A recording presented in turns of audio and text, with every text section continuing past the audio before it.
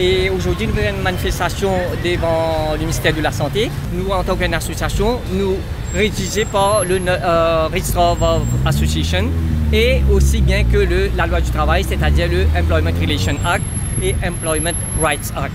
Maintenant, quand nous avons le Rules and Regulations de Register of Association, il est clair là-dedans, il est mentionné que toute organisation pour opérer, il est bien fait sur l'Assemblée générale annuellement et il est bien dans le mois de mars comme principe.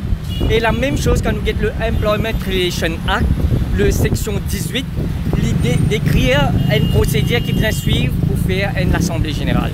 Le 16 mars, nous nous assemblée générale, mais à la surprise de tout, nous remarquons qu'aucun de nos membres n'a fin atteindre sa assemblée générale là.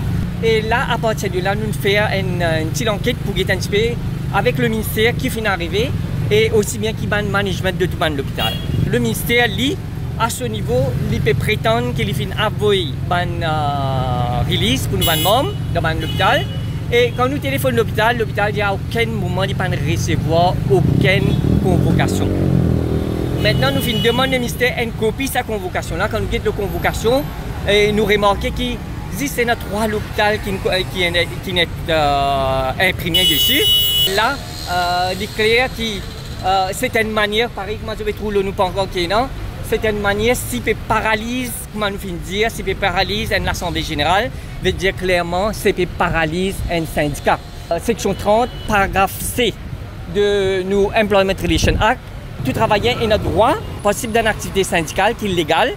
Et ce paragraphe-là, il touche normalement le Freedom of Association. Je dis, il est clair qu'il y a aussi tous le droit fondamental de un travailleur.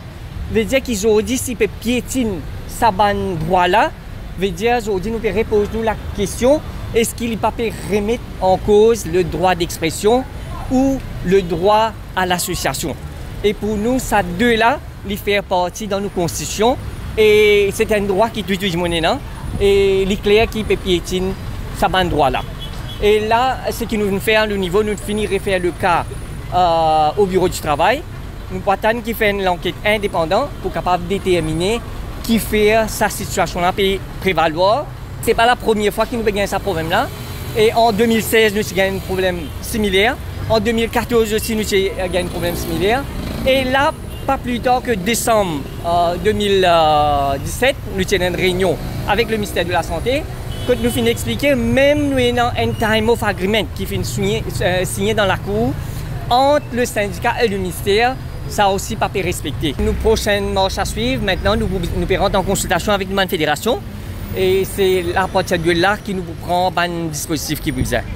Dans le passé, nous avons déjà fini de faire un cas avec le Bureau international du travail et là, il y a une grosse possibilité qu'une fois de plus, nous allons refaire ce cas-là au BIT, Bureau international du travail. Pour la Fédération syndicale secteur public, nous trouvons inacceptable que le ministère de la Santé à l'encontre politique d'ouverture que Pravin Jagnnath a adopté fin 2017. Et là, nous faisons un appel au Premier ministre Pravin Jagnnath.